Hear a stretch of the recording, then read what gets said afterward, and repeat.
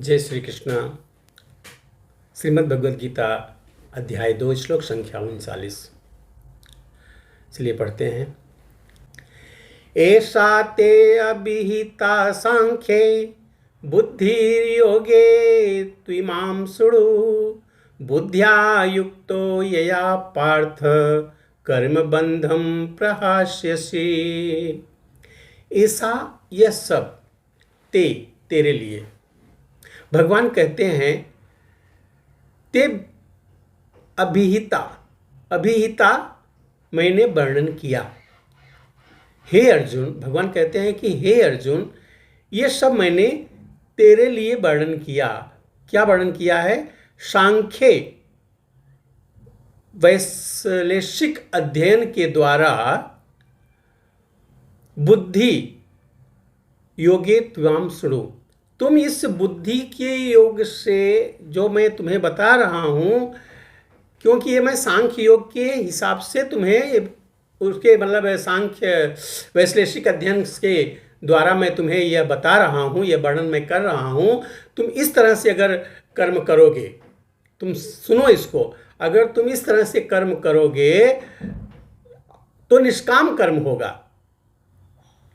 निष्काम कर्म होगा, उसके लिए बता रहे हैं। बुद्धिया युक्तो यया पार्थ कर्म बंधम प्रहास्यसि। ये तुम ऐसे ज्ञान से कर्म करोगे जो मैं तुझे वर्णन कर रहा हूं, इस के आधार पर अगर तुम काम करोगे तो तुम कर्मों के बंधन से अपने को मुक्त कर सकते हो। जब कर्म नहीं होगा तो फल भी नहीं होगा, फल नहीं होगा तो कोई कर्म बनेगा नहीं। इसलिए तुम अकर्म कर्म करके भी कर्म बंधन से मुक्त रहोगे। ऐसा मैं वैश्लेषिक अध्ययन के द्वारा इस ज्ञान का वर्णन किया है। हे पृथापुत्र, यदि तुम ऐसे ज्ञान से कर्म करोगे, तुम कर्मों के बंधन से अपने को मुक्त कर सकते हो। ये क्या है? यह मैंने वैश्लेषिक अध्ययन द्वारा, सांख्य ज्ञान के द्वारा, सांख्य योग के द्वारा इस ज्ञान का वर्णन किया है। ऐसा समझो आप। अब निष्काम भाव का कर्म करना बता रहा हूं, ऐसा बता रहे हैं। इस सांख्य योग के द्वारा हमने आपको यह वर्णन किया है और ये निष्काम भाव से कर्म करना मैं बता रहा हूं। तुम अगर इस ज्ञान के साथ कर्म करोगे तो कर्मों के बंधन से अपने को मुक्त रख सकते हो। ऐसा भगवान श्री कृष्ण बता रहे हैं। ये सांख्य क्या है?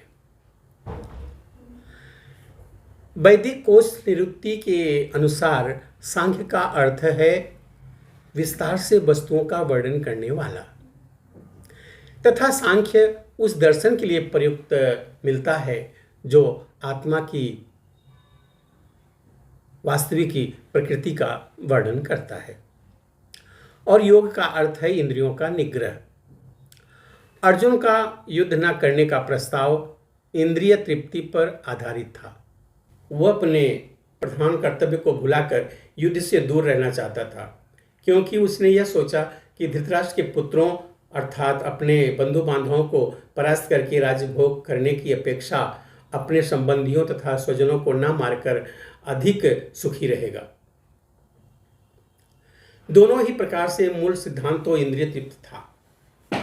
उसे जीतने से प्राप्त होने वाला सुख तथा स्वजनों को जीवित देखने का सुख, ये दोनों इंद्रिय तृप्ति के धरातल पर एक हैं, क्योंकि इससे बुद्धि तथा कर्तव्य दोनों का अंत हो जाता है।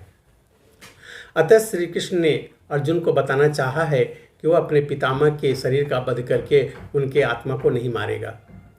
उन्होंने यह भी बताया कि उनके सहित सारे जीव शाश्वत प्राणी हैं। वे भूतकाल में प्राणी थे, वर्तमान में भी प्राणी रूप में हैं और भविष्य में भी प्राणी बन के रहेंगे, क्योंकि हम सब शाश्वत आत्माएं हैं। हम विभिन्न प्रकार से केवल अपना शारीरिक परिधान बदलते हैं, जैसे वस्त्र बदलते हैं उस तरह से शरीर बदलते हैं। और इस भौतिक वस्त्र के बंधन से मुक्ति के बाद भी हमारी पृथक सत्ता बनी रहती है। भगवान कृष्ण द्वारा आत्मा तथा शरीर का अत्यंत विशद वैश्लेषिक अध्ययन प्रस्तुत किया गया है और निरुक्ति कोश की शब्दावली में इस विशद अध्ययन को यहाँ सांख्य कहा गया है। इस सांख्य का नास्तिक कपिल के सांख्य दर्शन से कोई सरोकार नहीं है। यह नास्तिक कपिल के सांख्य दर्शन से बहुत पहले भगवान कृष्ण के अवतार भगवान कपिल ने अपनी माता देवहूति के समक्ष श्रीमद् भागवत में वास्तविक सांख्य दर्शन पर प्रवचन किया था। उन्होंने स्पष्ट बताया था कि पुरुष या परमेश्वर क्रियाशील है और वे प्रकृति पर दृष्टिपात करके सृष्टि की उत्पत्ति बताते हैं। इसको वेदों ने तथा गीता ने स्वीकार किया है। वेदों में वर्णन मिलता है कि भगवान ने प्रकृति पर दृष्टिपात किया और उसमें आणविक जीवात्माएं प्रविष्ट करा दी। ये सारे जीव भौतिक जगत में इंद्रिय तृप्ति के लिए कर्म करते हैं और माया के वशीभूत होकर अपने को भोक्ता मानते हैं। इस मानसिकता की चरम सीमा भगवान के साथ सायुज्य प्राप्त करना है। यह माया तथा इंद्रिय तृप्ति जन्य मोह का अंतिम पाश है और अनेकानेक जन्मों तक इस तरह इंद्रिय तृप्ति करते हुए कोई महात्मा भगवान कृष्ण यानी वासुदेव की शरण में जाता है, जिससे परम सत्य की खोज पूरी हो जाती है। अर्जुन ने कृष्ण की शरण ग्रहण करके पहले उन्हें गुरु रूप में स्वीकार कर लिया था। फलस्वरूप कृष्ण अब उसे बुद्धि योग या कर्म योग की कार्यविधि बताएंगे, जो कृष्ण की इंद्रिय तृप्ति के लिए किया गया भक्ति योग है।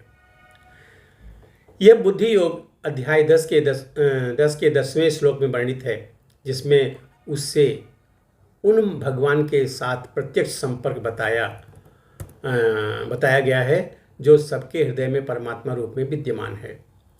किंतु ऐसा संपर्क भक्ति के बिना संभव नहीं है।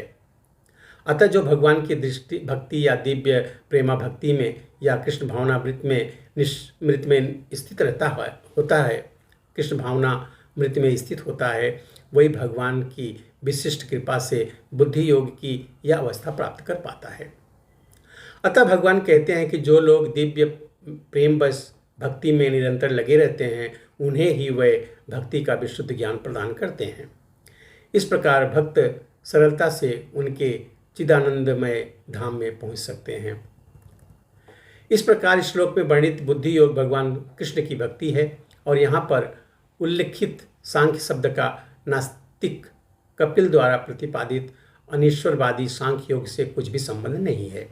अतः किसी को यह भ्रम नहीं होना चाहिए कि यहाँ पर उल्लिखित सांख्य योग का अनिश्वरवादी सांख्य से किसी प्रकार का संबंध है। न ही उस समय उसके दर्शन का कोई प्रभाव था और न कृष्ण ने ऐसी कोई ईश्वर विहीन दार्शनिक कल्पना का उल्लेख करने की चिंता की। वास्तविक सांख्य दर्शन का वर्णन भगवान कपिल द्वारा श्रीमद् भागवत में हुआ है, किंतु वर्तमान प्रकरणों में उस सांख्य में से कोई सरोकार नहीं है। यहाँ सांख्य का अर्थ है शरीर तथा आत्मा का वैश्लेषिक अध्ययन। भगवान कृष्ण ने आत्मा का वैश्लेषिक वर्णन अर्जुन को बुद्धि योग या कर्म योग तक लाने के लिए किया। अतः भगवान कृष्ण का सांख्य तथा भगवत में भगवान कपिल द्वारा वर्णित सांख्य एक ही है। ये दोनों भक्ति योग है। अतः भगवान कृष्ण ने कहा कि केवल अल्पज्ञ ही सांख्य योग तथा भक्ति योग में भेदभाव मानते हैं।